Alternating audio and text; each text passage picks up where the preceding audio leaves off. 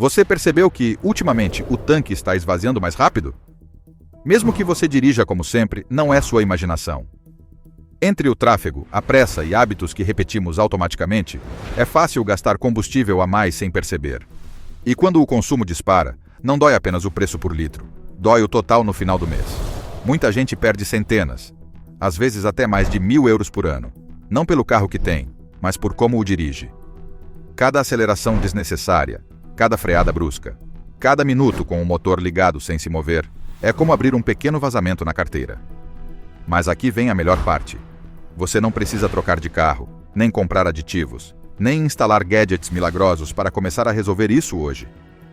Só precisa entender 7 regras de ouro, inspiradas em práticas comuns no Japão, que transformam a forma de dirigir.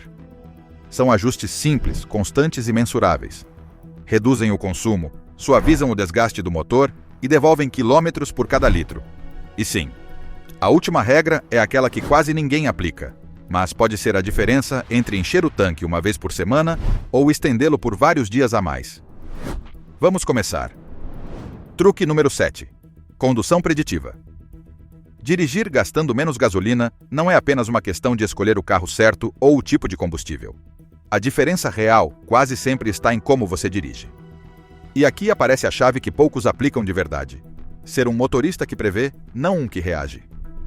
Quando você dirige reagindo no último momento, tudo se transforma em picos. Você acelera forte para recuperar, freia tarde porque não viu a mudança, volta a acelerar para retomar o ritmo. E assim o motor trabalha em modo de emergência. Essas mudanças bruscas são gasolina evaporando em tempo real.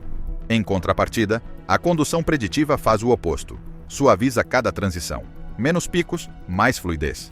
E a fluidez é economia. Comece com algo simples, olhar longe.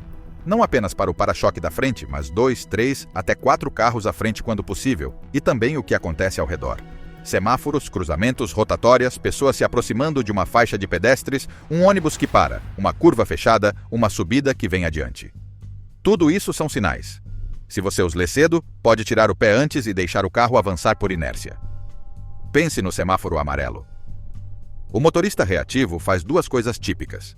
Pisa fundo no acelerador, por se der tempo, ou freia bruscamente quando já não há margem.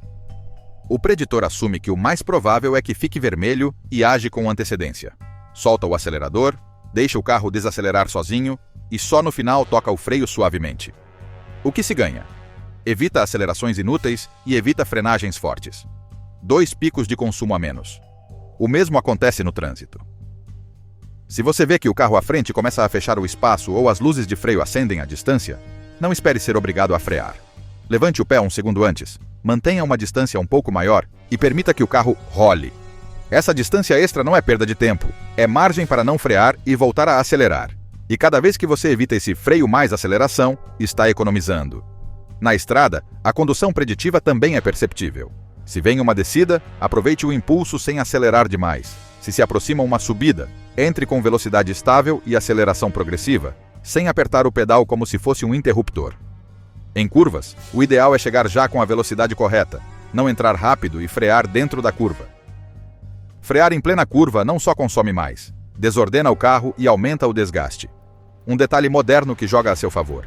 Em muitos carros atuais, quando você solta o acelerador e o carro está engatado, a eletrônica pode reduzir o fornecimento de combustível durante a desaceleração.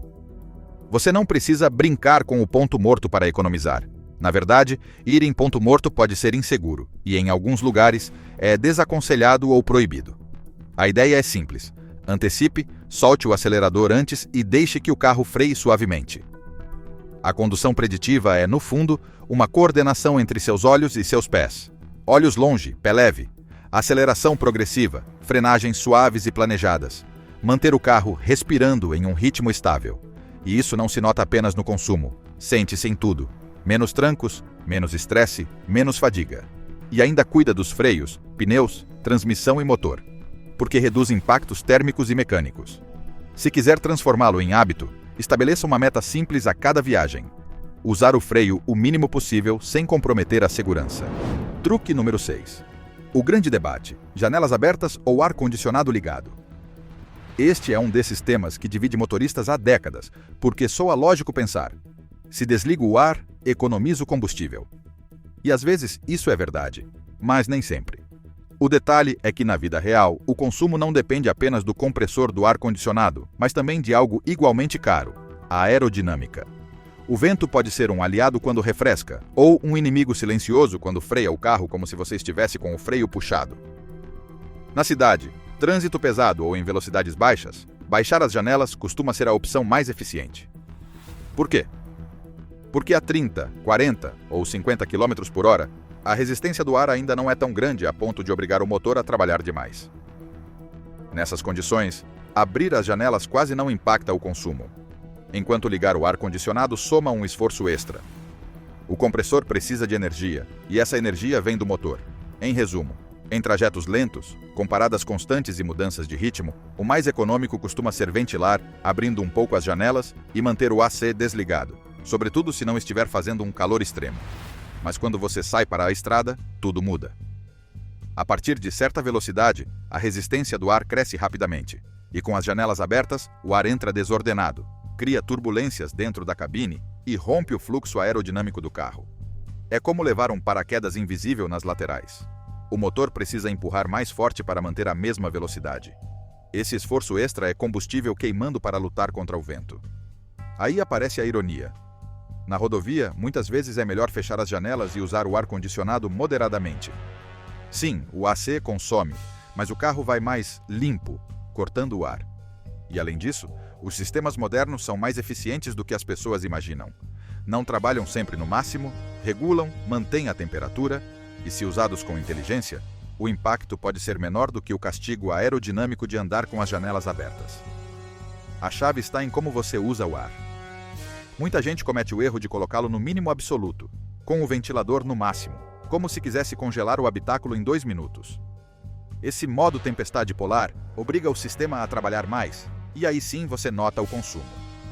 Por outro lado, se você coloca em uma temperatura razoável, por exemplo, 22 a 24 graus Celsius, e deixa o sistema se estabilizar, o compressor não precisa lutar o tempo todo. E se seu carro tiver modo automático, geralmente é uma boa ideia usá-lo. Regula melhor do que ficar aumentando e diminuindo a potência a todo momento. Um exemplo prático deixa isso claríssimo. Imagine que você está a 100 km por hora em uma estrada aberta. Se baixar as janelas, vai sentir mais barulho e mais arrasto. Essa resistência não é de graça. O motor compensa e o consumo aumenta. Se por outro lado você estiver com as janelas fechadas e o ar em um ponto moderado, o carro se mantém mais estável, mais silencioso e normalmente consome menos do que com o paraquedas das janelas abertas. Há outro fator que quase ninguém menciona. O conforto também impacta a sua forma de dirigir. Com o vento batendo, o barulho constante e o calor entrando, você se cansa mais rápido, se irrita mais fácil e é mais provável que dirija com mudanças bruscas. Acelerações fortes, freadas, correções desnecessárias. E esses gestos também queimam combustível. Com uma cabine tranquila, é mais fácil manter uma condução suave e eficiente. Então, qual é a regra de ouro? Simples. Em baixa velocidade, cidade e trânsito lento, janelas abertas e ar desligado sempre que tolerável. Em alta velocidade, estrada e rodovia, janelas fechadas e ar-condicionado moderado. Se quiser aproveitar ainda mais o truque, antes de ligar o AC depois de deixar o carro no sol, abra por alguns segundos para tirar o ar quente acumulado e só então use o ar. Ele resfria mais rápido e trabalha menos. Truque número 5. Conduza em baixas rotações e economize muito combustível. Um dos erros mais comuns e mais caros ao dirigir é acreditar que mais rotações significa melhor desempenho. Na realidade, na maioria dos carros de rua, levar o motor a altas rotações quase sempre significa uma coisa: você está queimando mais combustível do que precisa para fazer o mesmo. Dirigir em baixas rotações não é ir devagar, é usar o motor na sua zona eficiente, onde entrega o trabalho com menos esforço e menor gasto. Primeiro, vamos entender a ideia. As RPM, ou rotações por minuto, indicam quantas voltas o motor dá em um minuto.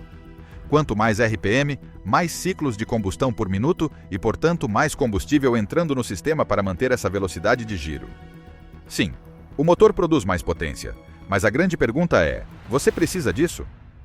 Na cidade, em estrada plana, ou mesmo em trânsito moderado, a resposta geralmente é não. É aí que aparece o truque: evitar que o motor grite quando não é necessário. Em um carro manual, a diferença é feita por você com a troca de marchas. A maioria dos motoristas estica demais cada marcha por hábito, ansiedade ou porque sente que o carro acorda só quando sobe de rotações. Mas esse impulso extra tem custo. O ideal é trocar de marcha antes de entrar nessa faixa onde o motor se torna barulhento e o consumo dispara. Dito de forma simples, se o motor começa a soar apertado, provavelmente você já demorou um pouco. Agora também não se trata de trocar tão cedo que o motor engasgue. Se você o obriga a rodar muito abaixo de rotações com uma marcha alta demais, o carro treme, responde devagar e o motor sofre. Esse é o outro extremo. O ponto ideal é mantê-lo em uma faixa estável, onde não se exige esforço extra.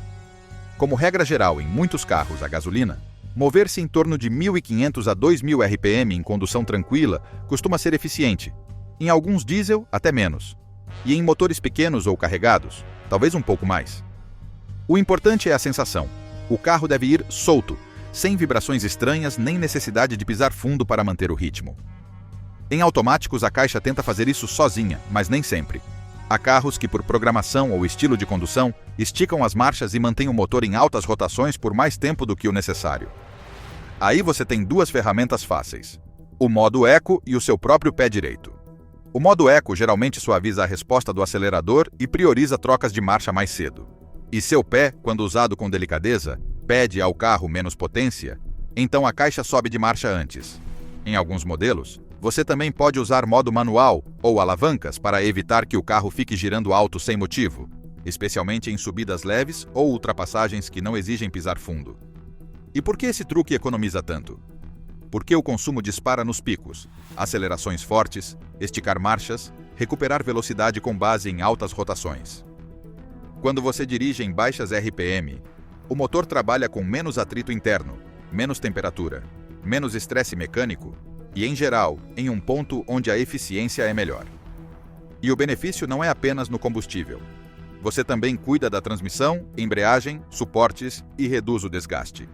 Menos rotações sustentadas, menos fadiga. Há um extra que muita gente ignora: as emissões. Ao evitar ir alto de rotações sem necessidade, o motor geralmente opera de forma mais eficiente e isso reduz a quantidade de combustível queimado por quilômetro. Não é mágica ecológica, é lógica. Se você queima menos, emite menos. Como aplicar isso desde hoje sem se tornar obsessivo? 3 regras simples. A primeira: acelere de forma progressiva. Não pise e solte, não busque o puxão, busque suavidade. A segunda: mantenha a velocidade constante sempre que possível, porque cada mudança de ritmo aumenta o consumo. E a terceira: use o tacômetro como aliado. Não é preciso olhar a cada segundo, mas use-o para reconhecer seu padrão. Se notar que está sempre acima do necessário, aí está o desperdício. Truque número 4. Aproveite as descidas para economizar combustível. Esse truque parece óbvio, quase simples demais, mas quando aplicado corretamente se torna uma daquelas práticas silenciosas, que com o tempo se refletem no tanque. Porque uma descida não deveria custar combustível como se fosse uma subida. É o momento perfeito para deixar de empurrar o carro e permitir que a gravidade faça parte do trabalho. O problema é que muita gente, por hábito, ansiedade ou puro piloto automático, continua acelerando nas inclinações, como se o carro fosse frear sozinho, ou como se fosse obrigatório manter o pedal pressionado constantemente. E aí se vai combustível que não está dando nada em troca. A ideia central é esta: em uma descida, sua prioridade não é ganhar velocidade, é manter o controle com o menor gasto possível.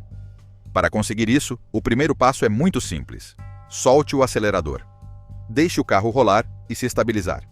Muitas vezes, apenas com isso, o veículo mantém uma velocidade razoável sem que você precise fazer mais nada. Em inclinações leves, o carro se sustenta pela inércia. Em inclinações mais acentuadas, a velocidade tende a subir, e aí entra o segundo passo: usar o freio motor de forma inteligente. O freio motor não é uma técnica agressiva. É basicamente aproveitar a retenção natural do motor quando você está engatado e não está acelerando. Em carros manuais, isso se faz baixando uma marcha se a inclinação for longa ou pronunciada, para que o motor ajude a conter o carro. Não se trata de reduzir marchas de repente, nem de buscar que o carro dê trancos. Trata-se de escolher uma marcha que permita descer de forma controlada, sem ficar pendurado no pedal do freio o tempo todo. Se reduzir a velocidade e notar que o carro escapa, uma marcha a menos pode fornecer estabilidade sem necessidade de frear a cada segundo. Em carros automáticos, o princípio é o mesmo, embora a ferramenta mude. Muitos veículos modernos têm modos de condução que aumentam a retenção em descidas. E se sua caixa permite condução sequencial ou alavancas, você pode selecionar uma relação mais baixa para que o carro não dispare ladeira abaixo. A chave é não deixar que a transmissão fique caçando marchas com o acelerador. Em uma descida, esse comportamento pode se traduzir em consumo desnecessário e uma sensação de condução menos estável. Além da economia, há um benefício enorme. Você protege os freios. Descidas longas são uma das situações que mais castigam pastilhas e discos se você passa o tempo todo pressionando o pedal. Não só se desgastam, aquecem, perdem eficácia e podem te dar um susto. Quando você usa o freio motor, reduz a necessidade de frear constantemente. E em vez de segurar o carro com o pedal, mantém o controle com uma combinação mais saudável. Retenção. Frenagens suaves e pontuais quando necessário. E aqui vem um ponto importante. Economizar não significa fazer manobras inseguras. Mantenha sempre uma distância ampla do veículo à frente, porque em uma descida os erros se amplificam. Antecipe-se. Se perceber que o tráfego se comprime, solte o acelerador antes e deixe o carro perder velocidade progressivamente. Evite reduções bruscas de marcha que possam desestabilizar o carro ou fazer com que as rodas percam aderência, especialmente se o pavimento estiver molhado ou com cascalho. E algo fundamental, não role em ponto morto para economizar. Além de ser arriscado porque reduz o controle, na maioria dos casos não traz vantagem real e pode ser desaconselhado ou proibido dependendo do local. A condução eficiente sempre anda de mãos dadas com o controle total do veículo. Truque número 3. Desligue o motor se não estiver usando. Há um tipo de gasto que quase ninguém vê porque não se sente como uma compra, mas que ainda assim drena dinheiro: o ponto morto. Motor ligado, carro parado, e mesmo assim o combustível continua entrando. Você não está avançando, não está ganhando nada, mas o motor precisa manter a combustão para se manter vivo. Esse consumo parece pequeno segundo a segundo, até somá-lo em semanas, meses e anos. Semáforos longos, filas para entrar em um estacionamento e esperar alguém 2 minutos, um engarrafamento que para e volta a andar, e o desperdício se torna real. A lógica é simples. Se você sabe que vai ficar parado por um tempo, desligue. Há motoristas que deixam o motor ligado por hábito, preguiça ou pela ideia de que ligar e desligar consome mais do que deixar em marcha. Esse mito vem de épocas em que as partidas eram mais pesadas, as baterias mais frágeis e a injeção menos precisa.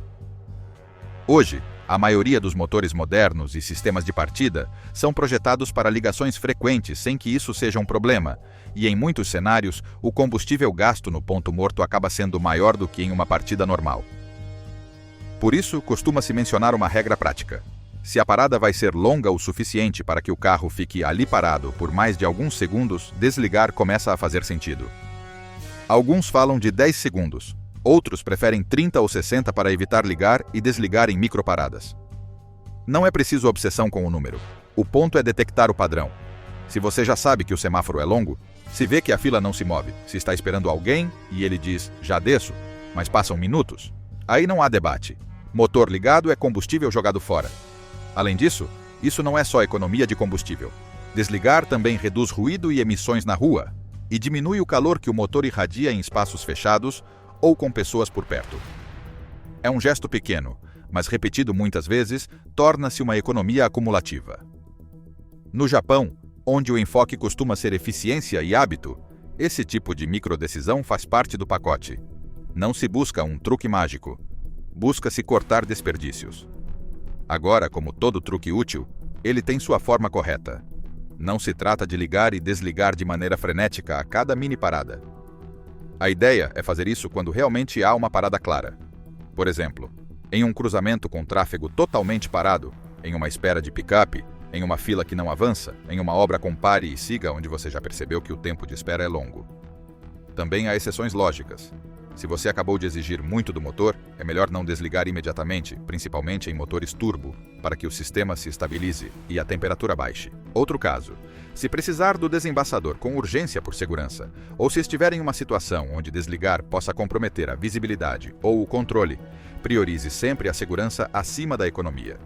E se estiver em um lugar fechado ou mal ventilado, você nem deveria manter o motor em ponto morto. Aí o risco não é o consumo, é a saúde. Muitos carros novos já fazem isso por você com o sistema Start-Stop. O motor se desliga quando você para e liga novamente quando solta o freio ou toca o acelerador. Não é um capricho de fábrica, é uma resposta direta ao alto custo do ponto morto no uso real. Se seu carro não tiver, você pode aplicar a mesma lógica manualmente, usando o bom senso. Dica número 2. Limpe e verifique as velas para que o motor queime melhor e gaste menos. Se alguma vez você sentiu que o carro perdeu a alegria, que custa arrancar, que treme um pouco em marcha lenta ou que o consumo aumenta sem explicação, muitas vezes o problema não está em algo grande e caro, mas em algo pequeno e básico: a faísca. As velas são, literalmente, o ponto de ignição da combustão. São o isqueiro que acende a mistura de ar e gasolina dentro de cada cilindro. E se essa faísca enfraquece, se torna irregular ou chega atrasada, o motor começa a funcionar mal. E quando um motor funciona mal, a primeira coisa que faz é gastar mais para fazer o mesmo. O que acontece é simples. Uma vela em bom estado cria uma faísca forte e constante. Essa faísca acende a mistura de forma limpa. O cilindro empurra como deve. E o motor entrega potência com eficiência. Mas quando a vela está desgastada, suja de carvão, com resíduos de óleo ou combustível mal queimado, a faísca perde qualidade. Pode saltar fraca, saltar de forma irregular ou até falhar por momentos. Esse erro às vezes se sente como solavancos, pequenas vibrações, falta de resposta ao acelerar ou uma marcha lenta instável. E embora pareça um detalhe, o resultado é grande. Combustão incompleta, mais gasolina desperdiçada e o motor compensando com mais esforço. Além disso, velas em mau estado obrigam outros componentes a sofrer. A bobina de ignição, por exemplo, precisa trabalhar mais para gerar voltagem e forçar uma faísca onde já não é fácil que salte. Com o tempo, isso pode acelerar o desgaste e provocar falhas em cadeia. Por isso, quando se fala em economia de combustível, as velas são um ponto-chave. Não porque sejam mágicas, mas porque se o motor acende mal, todo o resto se desordena. Como perceber que é hora de verificá-las? Há sinais bem claros: partida mais lenta ou difícil, perda de potência em subidas, solavancos ao acelerar suavemente, consumo que sobe de repente, cheiro de gasolina mais forte ou um motor que não soa fino como antes.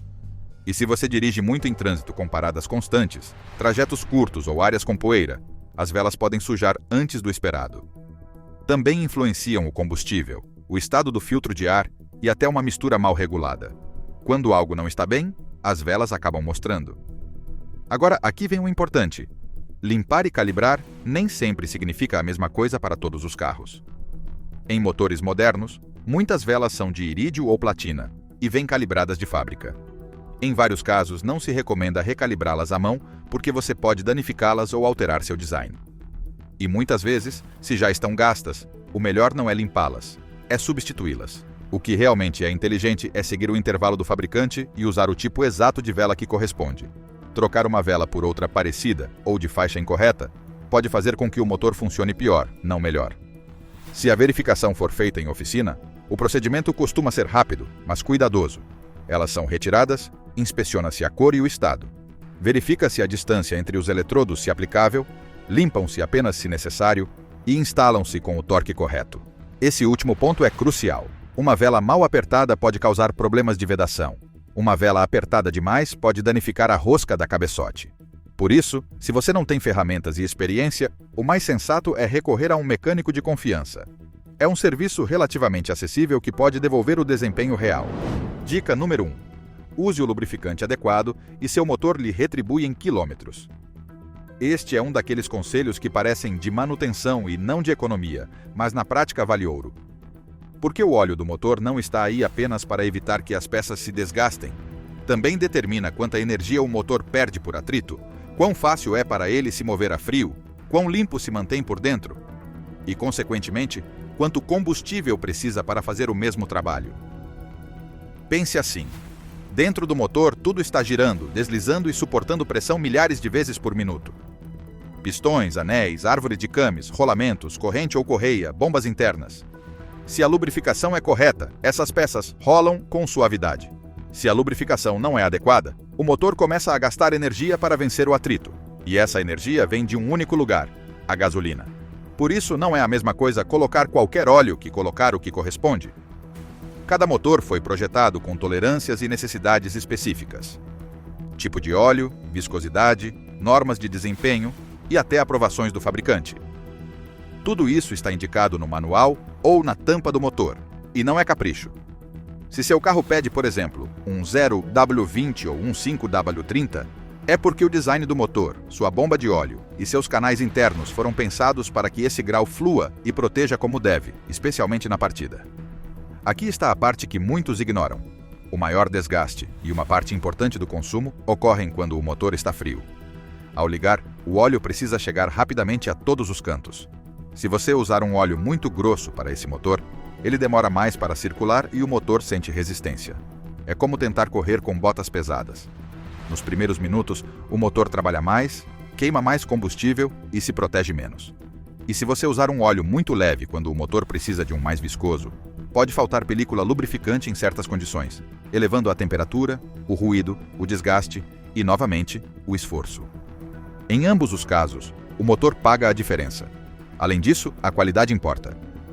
Um bom lubrificante não apenas lubrifica, também limpa e mantém em suspensão resíduos da combustão, evita a formação de lodos, ajuda a controlar temperaturas e protege contra a corrosão.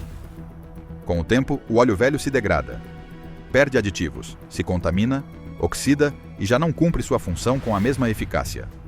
Um motor com óleo degradado se torna mais pesado, menos eficiente e mais propenso a acumular depósitos que afetam o desempenho. E atenção, não se trata apenas do óleo, mas da troca completa. O filtro faz parte do sistema. Se o filtro estiver saturado ou for de má qualidade, reduz o fluxo, retém pior as partículas e o óleo se suja antes. Ou seja, você troca o óleo bom, mas o sistema o maltrata e o benefício dura menos. Sintético ou mineral? O sintético costuma oferecer melhor estabilidade, melhor desempenho em temperaturas extremas e melhor fluidez a frio, o que pode ajudar na cidade, trajetos curtos ou climas variáveis. Mas não é uma regra universal. O melhor óleo não é o mais caro. É aquele que cumpre a especificação exata do seu motor. Mesmo um óleo premium, se tiver viscosidade ou norma incorreta, pode fazer você gastar mais e proteger pior.